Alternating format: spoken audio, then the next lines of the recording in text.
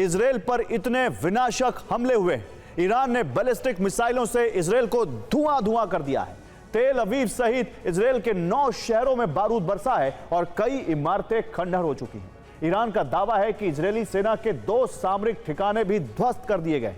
18 जून को जब ट्रंप से खामनेई पर सवाल पूछा गया तो उन्होंने कहा था गुड लक, लेकिन अब गुड लक की जरूरत इजराइल को है, क्योंकि 18 जून को इजराइल ने खामनेई के खात्मे का ऑपरेशन शुरू किया, लेकिन ईरानी मिसाइल फोर्सेस ने पूरे इजराइल की तबाही का मिशन शुरू कर दिया है। देखिए कैसे इजरायली और अमेरिकी डिफेंस सिस्टम को चकमा देकर ईरान ने बेहद भीषण हमले किए। इस वक्त हम आपको दिखा रहे हैं एक ऐसी लोकेशन जहां लगता है कि पूरा का पूरा मोहल्ला ही जो है ईरानी मिसाइल के चपेट में आ गया है।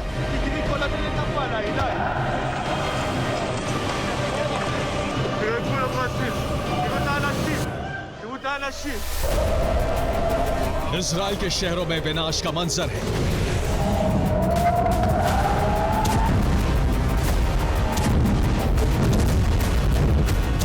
ये खामनेई के प्रतिशोध का बवंडर है।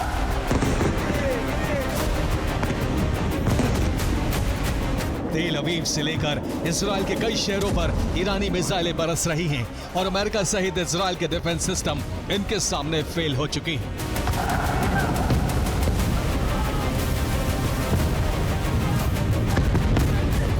ये ईरान का शक्ति प्रदर्शन है। ये खामनेई का इजराइल को जवाब है, क्योंकि 18 जून को इजराइल ने दावा किया था कि ईरान से बहुत बड़ी खबर आने वाली है, लेकिन 19 जून को मामला उलट हो गया।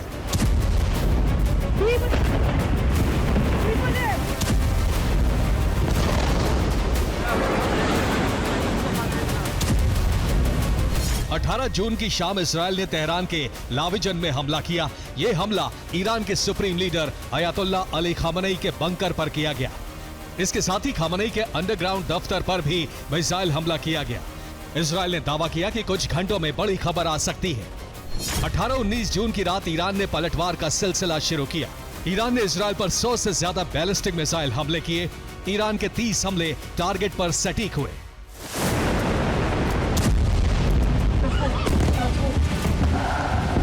ईरान की मिसाइलों से इजराइल का आसमान भर गया। आसमान पर धुएं के खंभे और अंगारे नजर आने लगे।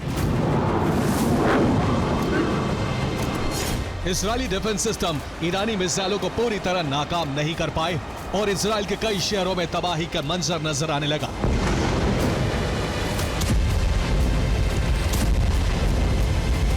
इजराइल के प्रधानमंत्री ने खुद पहली बार यह माना कि ईरानी हमलों से बड़ा नुकसान हुआ है।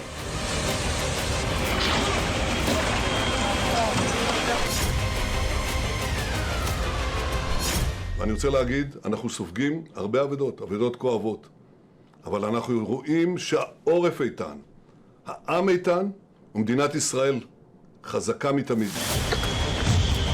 ईरान के हमले में तेल अवीव के एक अस्पताल को भारी नुकसान हुआ। हॉस्पिटल की बिल्डिंग के पास से निकलता हुआ धुआं और कैमरे पर इस वक्त आप देख सकते हैं कि कम से कम 100-150 से अधिक सिक्योरिटी पर्सनल्स के लोग यहां पर मौजूद हैं। अंदर में जो तस्वीरें हैं वो साफ तौर पर दिखाई दे रही है कि वहाँ क्या स्थिति है। तमाम जो सिक्योरिटी के रेस्क्यू ऑपरेशन से जुड़े लोग हैं वो सब है। रोहित, एक के बाद एक सभी तरह की तस्वीरें आप दिखाइए और देखिए फायर ब्रिगेड की गाड़ी और उधर सामने में बिल्डिंग के ठीक पीछे में निकलता हुआ धुआं। लेकिन मिसाइल हमले के बाद पता लगा कि हमास की तरह इजराइल ने भी सोरोका अस्पताल के नीचे सैन्य बेस बना रखा है।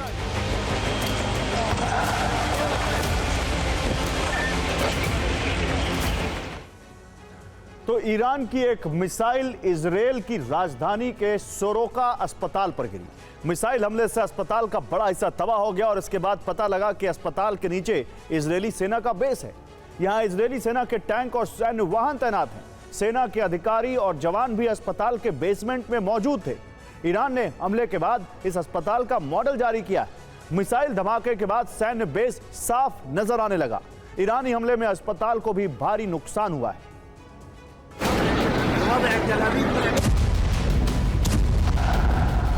इसराइल के प्रधानमंत्री बेंजामिन नेतन्याहू ने सोरोका अस्पताल का दौरा भी किया।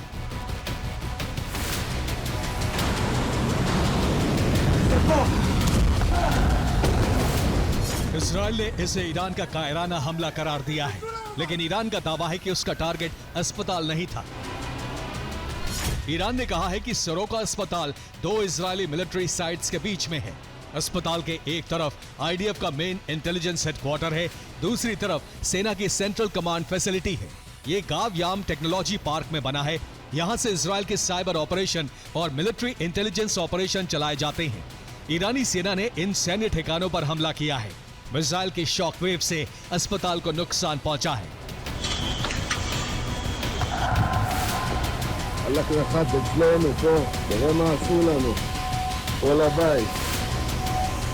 इसराइल के कई शहरों में भीषण नुकसान की रिपोर्ट है।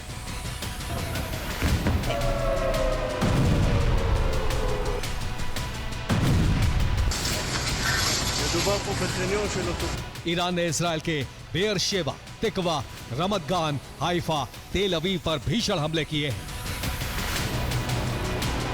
ईरान की 3 मिसाइलें तेल अवीव में गिरने की रिपोर्ट है। तेल अवीव की कई इमारतें मिसाइल हमले में ध्वस्त हुई हैं। यरूशलेम में भी कई धमाके सुने गए हैं।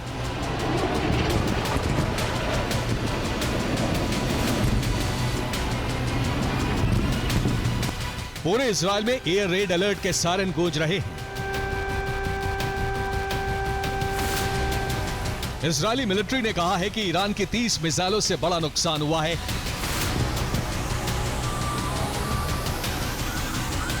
सेंट्रल तेल अवीव में सबसे ज्यादा नुकसान होने की रिपोर्ट है। ईरानी मिसाइलों को इंटरसेप्ट करने के लिए इजराइल ने अपनी वायुसेना भी तैनात कर दी। देखिए, इजरायली हेलीकॉप्टर जो तेल अवीव के आसमान में गुजर रहा है।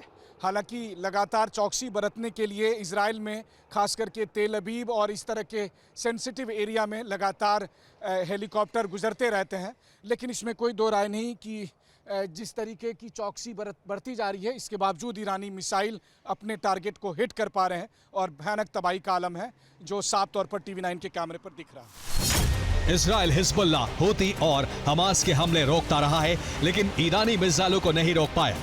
ईरान ने इजराइल पर अपनी 2 स्टेज हैवी बैलिस्टिक मिसाइलों से हमले किए हैं। ये मिसाइलें धरती के वायुमंडल से बाहर जाकर टारगेट पर गिरी हैं।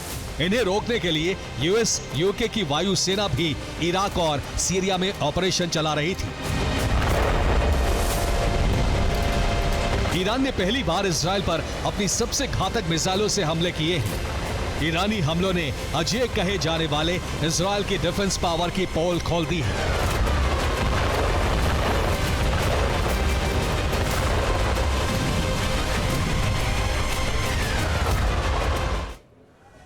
और 18 जून को ही ईरान से रिपोर्ट आई थी कि IRGC ने सेजिल मिसाइलों को वॉर रेडी कर दिया है और 19 जून को ईरान ने medium range ballistic missile Sejjil से हमले कर दिए।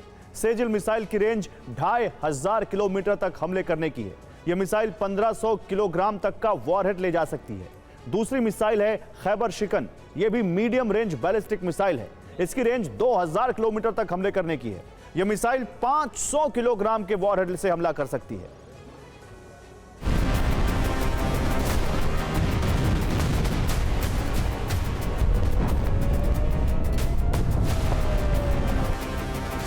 ईरान ने मिसाइल हमलों से पहले इजराइल पर हमले की चेतावनी देते हुए एक वीडियो भी जारी किया।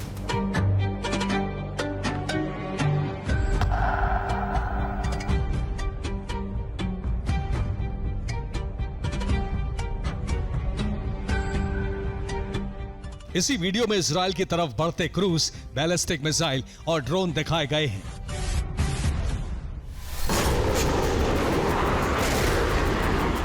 इस वार्निंग के बाद ईरान ने इजराइल पर हमले किए और 17,000 किलोमीटर प्रति घंटे की रफ्तार से ईरानी मिसाइलें इजराइल की ओर रवाना हो गईं।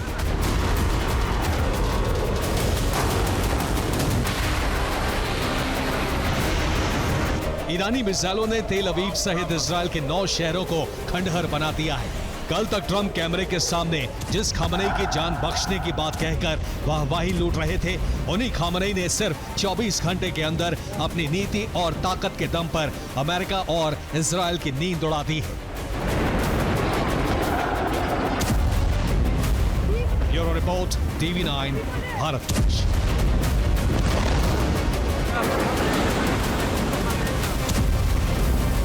और खामनेई के 3 कमांडर और उनकी रणनीति ने इजराइल को दहशत से भर दिया है। इजराइल को अपनी मजबूत एयर डिफेंस पर पूरा भरोसा था, लेकिन ईरान ने अपनी मिसाइल से इजराइल को पूरी तरह लाचार बना दिया है। एक तरफ खामनेई के 3 कमांडर्स की स्ट्रेटजी भारी पड़ रही है, तो दूसरी तरफ ईरान की मिस्ट्री मिसाइल से भी इजराइल हैरान है।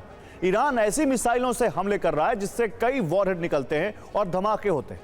हवा में रास्ता बदलने वाली मिसाइल भी इजराइल के लिए चुनौती बनी हुई है।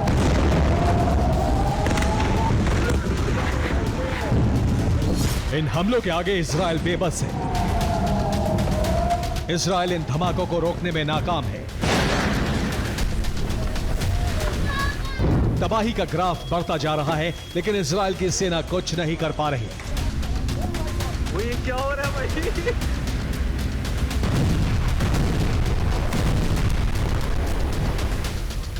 कभी ईरान की बैलिस्टिक मिसाइल से तबाही मचती है, तो कभी हाइपरसोनिक मिसाइल का अचूक प्रहार होता है।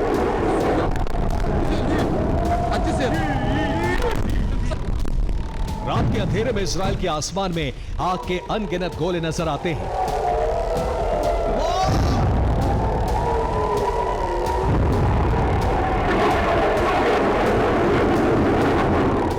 ये ईरान की मिसाइलों को गिराने का प्रयास है। ये एयर डिफेंस से निकल रही मिसाइलें, लेकिन फिर इजराइल की जमीन पर जोरदार धमाका होता है।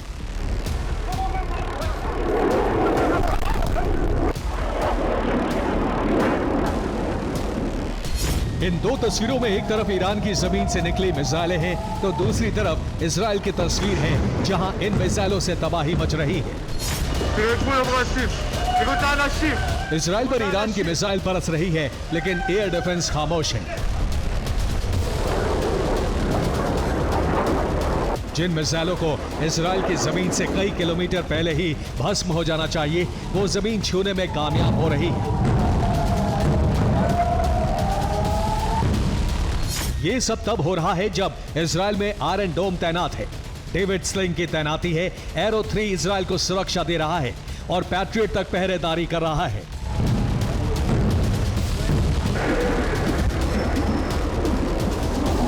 लेकिन इजराइल को हवाई कवच देने वाले ये तमाम आधुनिक एयर डिफेंस नाकाम साबित हो रहे हैं। इसकी वजह है खामनेई के 3 योद्धा, जिनकी रणनीति के आगे इजराइल बेबस है। खामनेई के इन कमांडर्स में पहला नाम अब्दुल रहीम मौसवी का है, जो Iran chief of defence staff हैं। दूसरा नाम आमिर हातमी का है, जो थल सेना अध्यक्ष हैं, और तीसरा नाम मोहम्मद पाकपोर हैं, जिन्हें IRGC चीफ बनाया गया है।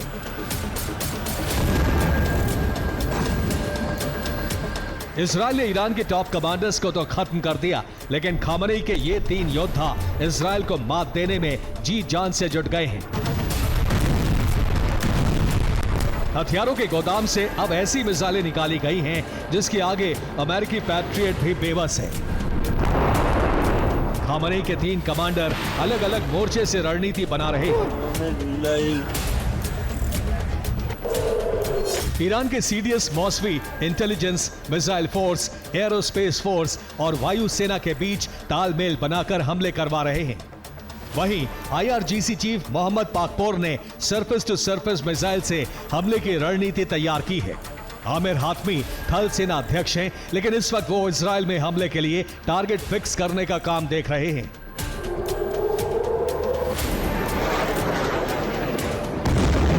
हाइपरसोनिक मिसाइल इस वक्त ईरान की सबसे बड़ी ताकत साबित हो रही है, जिसकी तेज रफ्तार और दिशा बदलने की क्षमता ने पैट्रियट तक को नाकाम कर दिया है।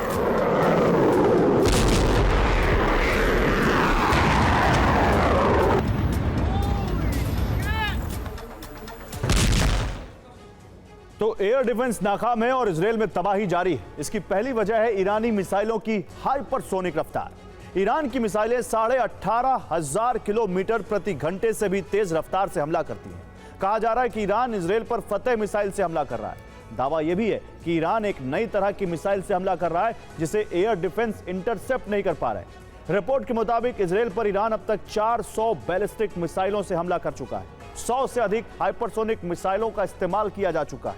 इसके अलावा 1000 से अधिक ड्रोन से हमले हुए।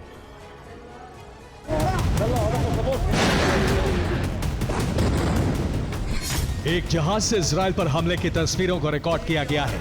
इजराइल पर बीती रात लगातार हमले होते रहे और मिसाइलों के धमाके होते रहे। ईरान की मिसाइल अब इजराइल की ऊंची और आलीशान इमारतों पर बरस रही है। इजराइल में तबाही का ग्राफ लगातार बढ़ता जा रहा है। मिसाइल लॉन्च की इन तस्वीरों से अंदाजा लगाया जा सकता है कि इजराइल के खिलाफ कैसी घातक और ताकतवर मिसाइलों का इस्तेमाल हो रहा है।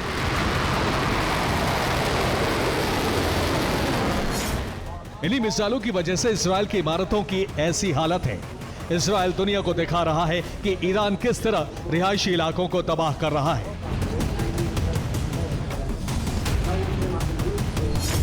इराक में मौजूद चीन के मजदूरों ने यह वीडियो बनाया है। इन तस्वीरों से जाहिर हो रहा है कि ईरान एक साथ कितनी मिसाइलों को लॉन्च कर रहा है ताकि इजराइल में अधिक से अधिक तबाही मच सके। इजराइल ने इस बीच ईरान की मिस्ट्री मिसाइल और एयर डिफेंस के नाकाम होने की वजह पर नया दावा किया है। आईडीएफ का दावा है कि इजराइल की मिसाइलें रूस की ऑरेशनिक मिसाइल जैसी है, जिससे एक बार में कई टारगेट पर हमले हो रहे हैं।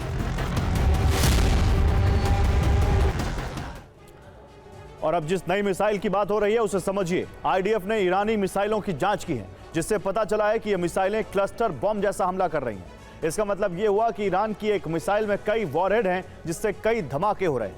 कई वॉरहेड निकलने की वजह से ही एयर डिफेंस इन धमाकों को रोक नहीं पा रहा है। आईडीएफ का दावा है कि ईरान की एक मिसाइल से कई धमाके होते हैं। एक मिसाइल कम से कम 6 से अधिक वॉरहेड रिलीज करती है, जिसकी वजह से एयर डिफेंस बार बार नाकाम हो रहे हैं। एयर डिफेंस से 1-2 वॉरहेड ही नष्ट हो रहे हैं और बाकी से तबाही मच रही है।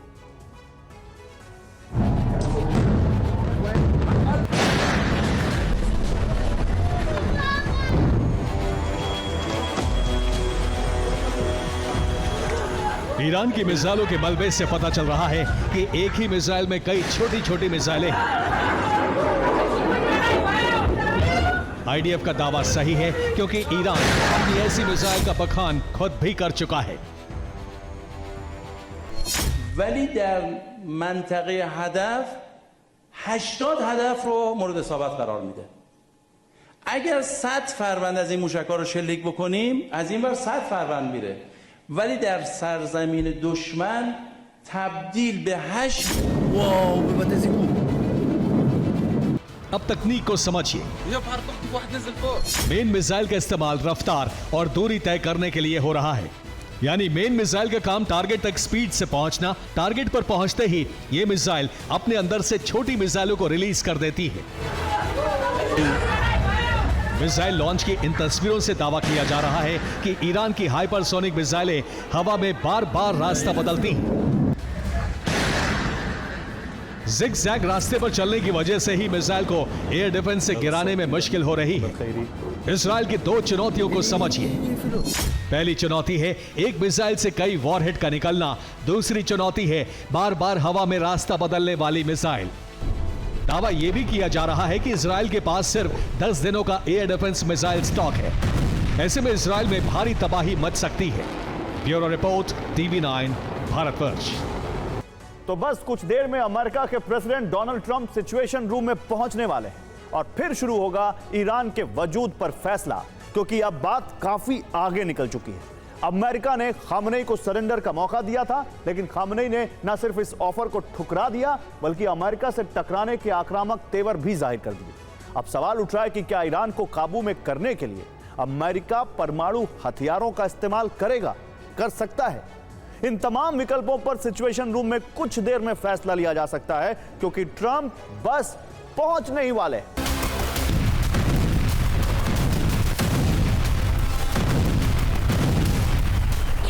इतनी तबाही के बाद भी इजराइल रुका नहीं है।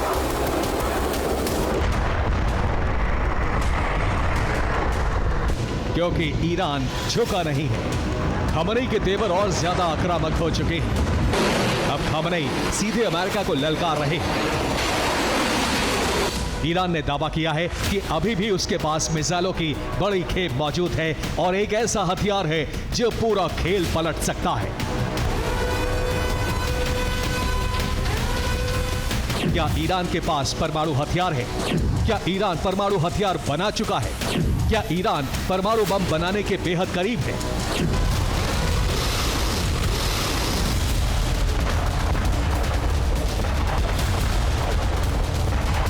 और इसके लिए इजराइल बौखला रहा है, कहीं ईरान अंतिम प्रहार के रूप में परमाणु बम का इस्तेमाल ना कर दे।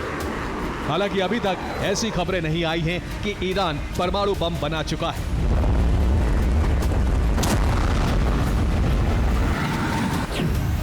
लेकिन मोसाद का इनपुट है कि ईरान परमाणु बम करीब करीब बना चुका है, जबकि पेंटागन का इनपुट है कि ईरान के पास न्यूक्लियर बम बनाने की तकनीक है।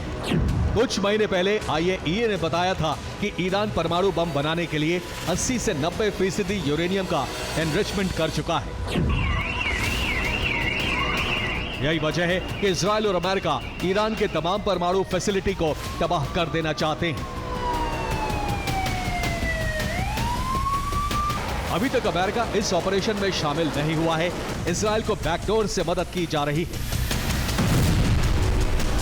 लेकिन अब ट्रंप के तेवर बता रहे हैं कि ईरान में कुछ बड़ा होने वाला है।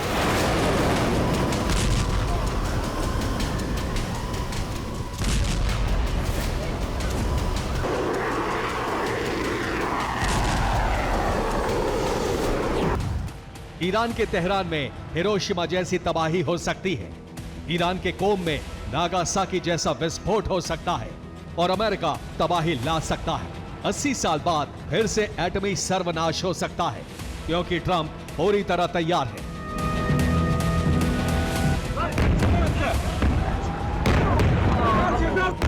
तेहरान इसलिए टारगेट पर है क्योंकि वो राजधानी है और सारे मंत्रालय, प्रशासनिक इमारतें और हेडक्वार्टर यही हैं।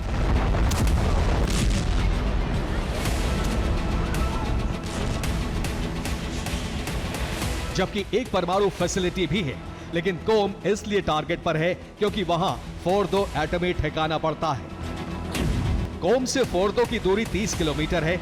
जहां कहीं भी परमाणु बम गिरा तो भारी तबाही आएगी। फोर्दो ही इकलौता एटमी सेंटर है जो इजराइल के कंट्रोल से बाहर है, इसलिए अब अमेरिका को आगे आना पड़ा है।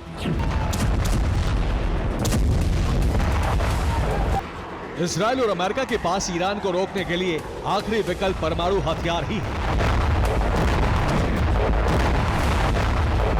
खामनेई के अस्तित्व को खत्म करने का विकल्प सिर्फ एटम बम का इस्तेमाल है, क्योंकि ईरान बेकाबू होता जा रहा है। अब से कुछ मिनटों में ट्रंप सिचुएशन रूम में पहुंचने वाले हैं, जहां ईरान को लेकर बहुत बड़ा फैसला लिया जा सकता है। ईरान पर एटमी हमले को ग्रीन सिग्नल दिया जा सकता है। ठीक 8:30 बजते ही ईरान के वजूद पर फैसला शुरू हो जाएगा। सिचुएशन रूम में तय होगा अमेरिका का अगला एक्शन क्या होगा। ट्रंप तीसरी बार सिचुएशन रूम में जाने वाले हैं। माना जा रहा है कि ईरान के एटमी संहार के ब्लूप्रिंट पर आखिरी मोहर लग सकती है। अब सवाल ये उठ रहा है कि इसके लिए इजराइल फ्रंट फुट पर रहेगा या अमेरिका सीधे कमान संभालेगा।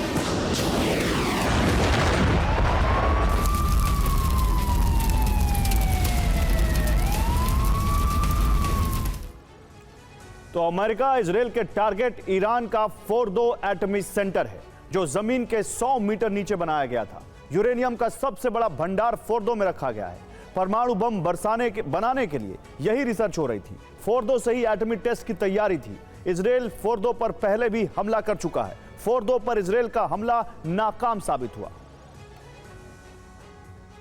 उधर 3 चरणों में फोर्दो की तबाही की जा सकती है।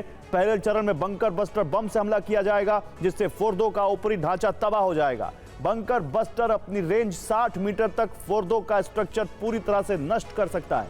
दूसरे चरण में बंकर बस्टर बम से हमले के बाद मोसाद कमांडो नीचे घुसेंगे। कमांडो फोर्दो ठिकाने के नीचे के स्ट्रक्चर को ध्वस्त कर देंगे और फोर्दो में रखे यूरेनियम को कब्जे में लेंगे। जबकि तीसरा चरण तब शुरू होगा जब मोसाद कमांडो नाकाम हो जाते हैं। इस चरण में टैक्टिकल न्यूक्लियर हथियारों का इस्तेमाल होगा, जिससे 100 मीटर गहराई तक का स्ट्रक्चर ध्वस्त होगा। रिसर्च लैब रिएक्टर को पूरी तरह तबाह कर दिया जाएगा। ट्रंप जिस वक्त सिचुएशन रूम में पहुंचेंगे तो ईरान को काबू करने के विकल्प पर मंथन किया जाएगा। साथ ही वो तमाम विकल्प तलाशे जाएंगे जिससे खामनेई के साम्राज्य का संपूर्ण पतन किया जा सके। सिचुएशन रूम में पहला विकल्प हो सकता है अमेरिका युद्ध में शामिल होकर ईरान पर सीधी बमबारी करे। दूसरा विकल्प हो सकता है ईरान के फोर्दो परमाणु ठिकाने को अमेरिका ध्वस्त कर दे। तीसरा विकल्प हो सकता है फोर्दो के अलावा तेहरान पर भी न्यूक्लियर हथियारों का इस्तेमाल किया जाए।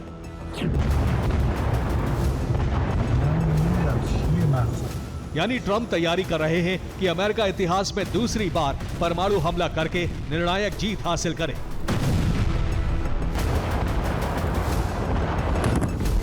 हालांकि अभी भी GBU-57 का इस्तेमाल पहला विकल्प है, जो फोर्दो के अलावा दूसरे परमाणु ठिकानों और अंडरग्राउंड ठिकानों को तबाह कर सकता है, जिसमें खामनेई का खुफिया ठिकाना भी हो सकता है।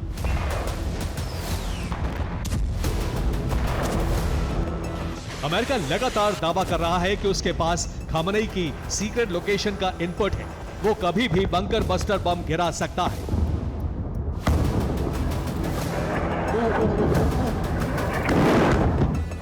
अमेरिका के पास GBU-57AB बंकर बस्टर बम है। इसी बम की खेप इजराइल को भी भेजी गई है। GBU-57 की लंबाई 6.2 मीटर होती है और पेलोड क्षमता 13,600 किलो है। यह जमीन में 61 मीटर गहराई तक हमला कर सकता है। इजराइल इसका इस्तेमाल फोर्दो और दूसरे एटमी सेंटर पर कर चुका है। लेकिन ईरान ने दावा किया है कि फोर्दो को ज्यादा नुकसान नहीं हुआ है, क्योंकि वो 100 मीटर नीचे है। अब अगर ट्रंप ने फोर्दो को तबाह करने के लिए टैक्टिकल न्यूक्लियर वेपन का इस्तेमाल किया तो ईरान अरब में मौजूद अमेरिकी सैन्य ठिकानों की तबाही के लिए मिसाइलों का रुख मोड़ सकता है।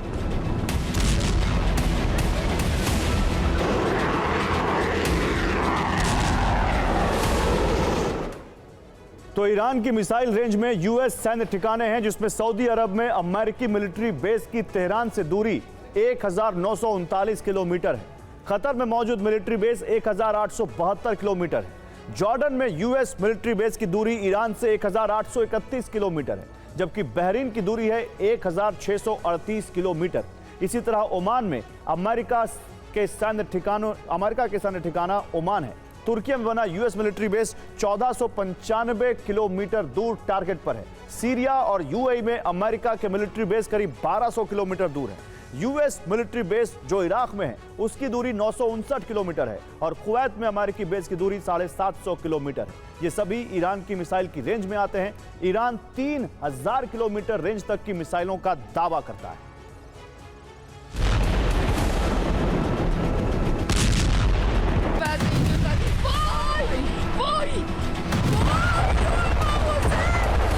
खामनेई के तेवर बेहद आक्रामक हैं। इजराइल को भी इतना अंदाजा नहीं था कि ईरान इतने बड़े प्रहार करके इजराइल को भारी नुकसान पहुंचाएगा।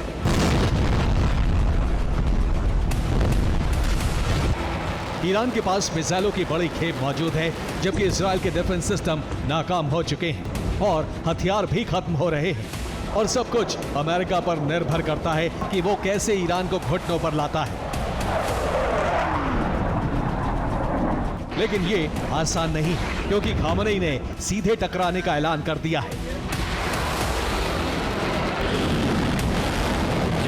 इस बीच अमेरिका ने ईरान की घेराबंदी शुरू कर दी है।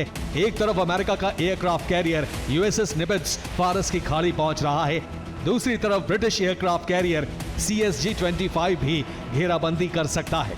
खबर है कि उसने स्वेज कैनाल पार कर ली है। इस बीच डिएगो गार्सिया पर अमेरिकी बॉम्बर GBU-57 से लैस होकर तैनात है, जो सिचुएशन रूम से ट्रंप के फरमान के बाद ईरान में तबाही मचाने के लिए उड़ान भर सकता है।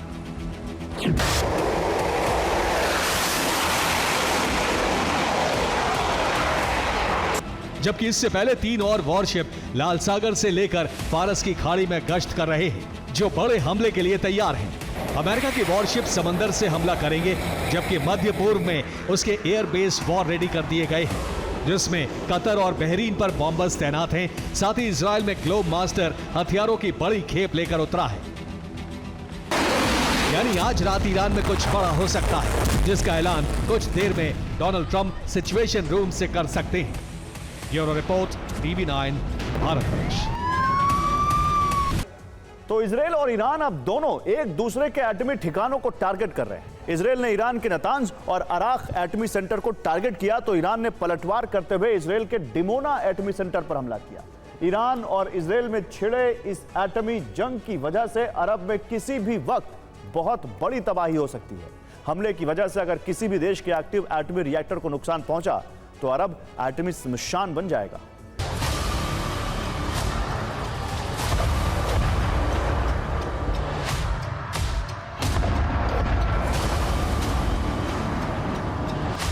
इजराइल ईरान युद्ध का एटमी रूपांतरण हो गया है।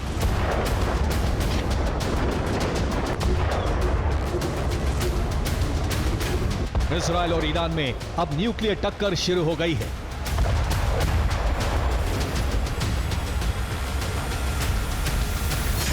ये वो जंग है जिससे पूरे अरब के अस्तित्व पर खतरा मंडराने लगा है।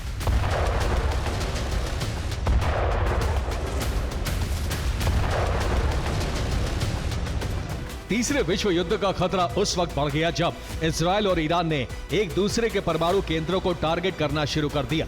नेतन्याहू सेना ईरान के एटमी ठिकानों पर लगातार हमला कर उसके परमाणु कार्यक्रम पर पूर्ण विराम लगाना चाहती है। बदले में ईरान भी इजराइल के परमाणु ठिकाने एटमी रिसर्च सेंटर को तबाह करने में जुटा है।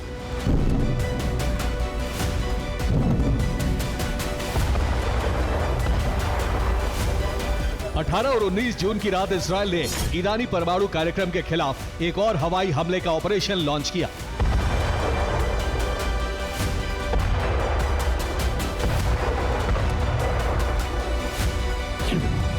इजराइल ने 60 से ज्यादा लड़ाकू विमान भेजे। इन लड़ाकू विमानों ने 100 से ज्यादा मिसाइलें फायर की। इजरायली सेना के मुताबिक आधी रात को ईरान में 25 टारगेट ध्वस्त हो गए।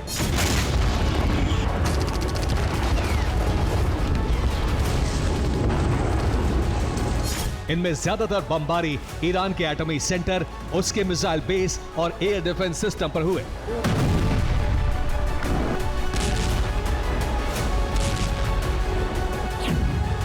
आधी रात इजराइल ने ईरान के 2 परमाणु केंद्रों पर मिसाइलों की बरसात की। ईरान के इन दोनों परमाणु केंद्रों के नाम हैं नतांज और अराक। अराक पर इजराइल ने पहली बार हमला किया, जबकि नतांज को दूसरी बार दहलाया गया।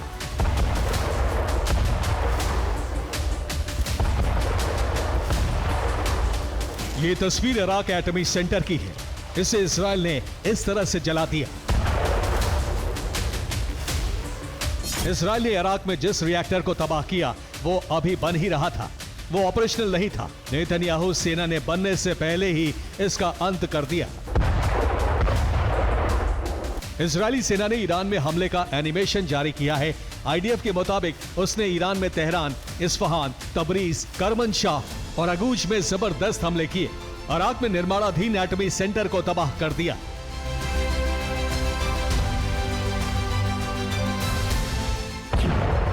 इजराइल ने सिर्फ अराक ही नहीं बल्कि नतांज न्यूक्लियर साइट को एक बार फिर से टारगेट किया। रिपोर्ट के मुताबिक इजराइल के हमले में नतांज एटमी सेंटर को फिर से काफी नुकसान पहुंचा है।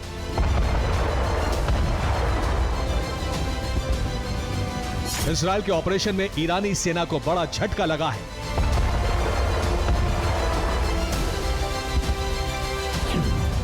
इजरायली बमबारी में न सिर्फ ईरानी एटमी सेंटर बर्बाद हुए हैं, बल्कि air defence system, missile depot, radar system, हथियार फैक्ट्री, बैलिस्टिक मिसाइल प्लांट भी ध्वस्त हो गए।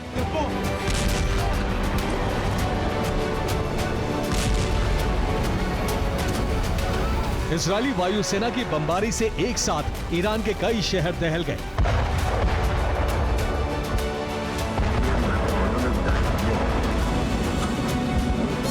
इजरायली फाइटर जेट्स ने कराच में मिसामी बेस पर जबरदस्त बमबारी की। करमनशाह शहर में इसराइल ने ईरानी मिलिट्री बेस को टारगेट किया। हमले में ईरान के 3 अटैक हेलीकॉप्टर जल गए। करमनशाह में ही इसराइल ने खार्स एयरपोर्ट पर कई धमाके किए। इजरायली एयरफोर्स ने पर्चिन शहर में मिलिट्री कॉम्प्लेक्स को तहस नहस कर दिया। तेहरान में इसराइल ने जबरदस्त हवाई हमले किए। इजरायली हमले में तेहरान पुलिस का हेडक्वार्टर तबाह हो गया। इजराइल ने तेहरान में ही ईरानी रक्षा मंत्रालय की बिल्डिंग को भी बर्बाद कर दिया। ईरान पर जबरदस्त हमले के बाद इजराइल के प्रधानमंत्री बेंजामिन नेतन्याहू ने ऐलान किया कि अब ईरान के आसमान पर इजराइल का कब्जा है।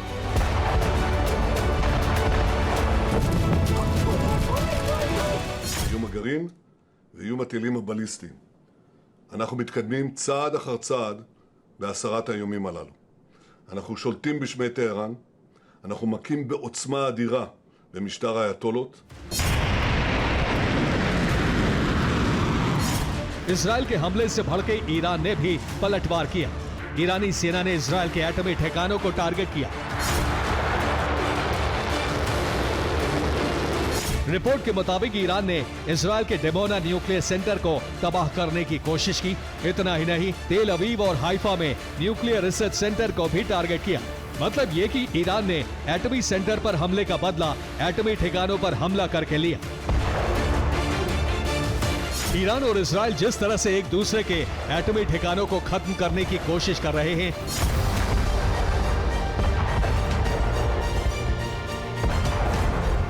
ये वो युद्ध है जिसकी वजह से किसी भी वक्त बड़ी परमाणु तबाही आ सकती है। हमले से किसी भी देश के एक्टिव एटमी रिएक्टर तबाह हुए तो पूरे अरब में परमाणु रेडिएशन फैल जाएगा।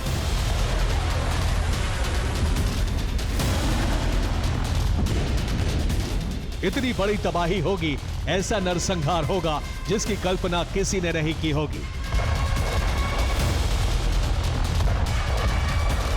Bureau report, TV9।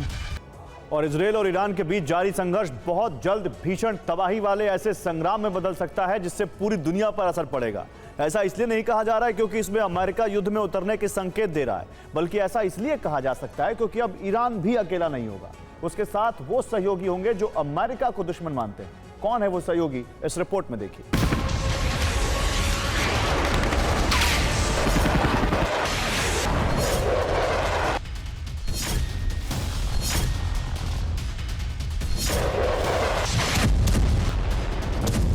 अमेरिका के समर्थन से ईरान को तबाह करने के लिए इजराइल ने जिस ऑपरेशन राइजिंग लाइन को शुरू किया था, उसके विनाशकारी अंजाम से हर कोई अनजान है।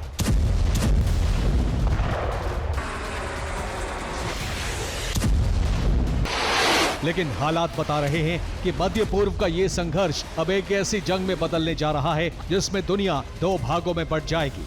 और ऐसा हुआ तो 2 स्थिति बनेगी।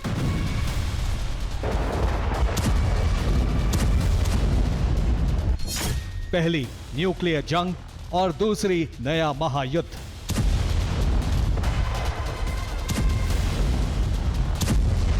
दरअसल अब तक ईरान पर इजराइल ने हमले किए, लेकिन इन हमलों में ईरान की जवाबी कार्रवाई से इजराइल दहल जाएगा, ये शायद ट्रंप ने भी नहीं सोचा होगा।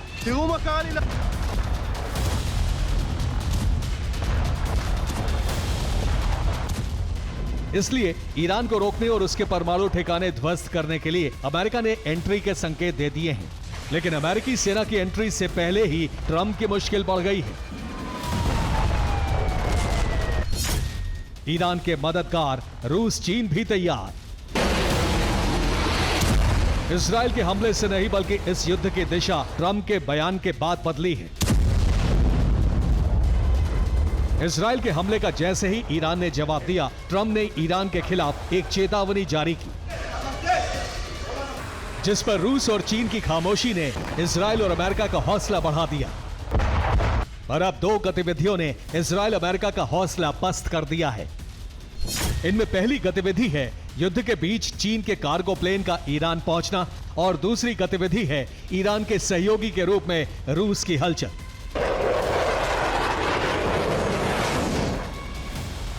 तो क्या अमेरिका के खिलाफ रूस और चीन ने एक्शन ले लिया है? जवाब है हां। लेकिन अब तक दोनों देशों की गतिविधि ठीक वैसी ही है जैसी यूक्रेन में अमेरिका और यूरोप की रही है, जिसमें चीन बहुत बड़ा मददगार बन सकता है। दरअसल चीन के मालवाहक विमान तेहरान में उतरे हैं। इन विमानों ने ट्रांसपॉन्डर बंद करके लैंडिंग की है, जिससे पता चलता है कि चीन ने कार्गो प्लेन में जंग के लिए हथियार भेजे हैं और इन हथियारों में एयर डिफेंस सिस्टम भी शामिल है। इसका सीधा मतलब है कि ईरान और चीन के बीच गुप्त रूप से हथियारों का सौदा हुआ है और इस डील को इजरायल के हमलों को अवैध बताकर पूरा किया जा रहा है।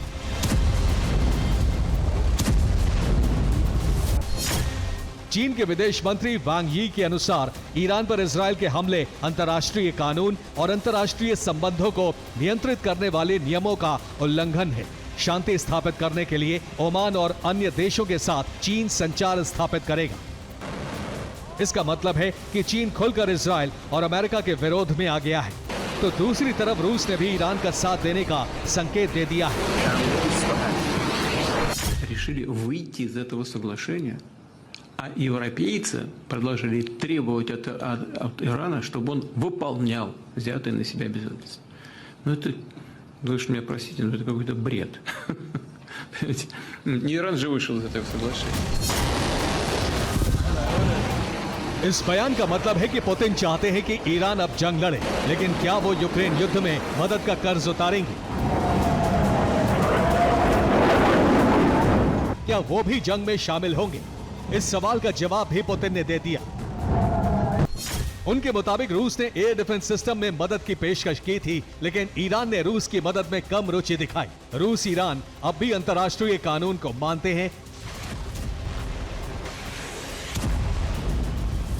यानी अभी तक ईरान ने रूस से सैन्य मदद नहीं मांगी है, इसलिए रूस खामोश है। लेकिन जैसे ही मदद की अपील होगी, रूस भी मददगार देश बन जाएगा और फिर हालात महायुद्ध के मुहाने पहुंच जाएंगे। यही वजह है कि रूस ने अमेरिका के लिए चेतावनी भी जारी कर दी है, जिसमें कहा गया है कि ईरान पर अमेरिका हमला ना करे। अगर यूएस ने हमला किया तो मध्य पूर्व अस्थिर हो जाएगा, जबकि इजरायल के हमले परमाणु विनाश का खतरा खड़ा कर रहे हैं। यानी स्थिति दिन ब दिन बिगड़ती जा रही है, जिसका प्रमाण अमेरिका की एक गतिविधि से भी मिलता है। अमेरिका के राष्ट्रपति का डूम्सडे प्लेन E-4B वॉशिंगटन के पास उतरा है।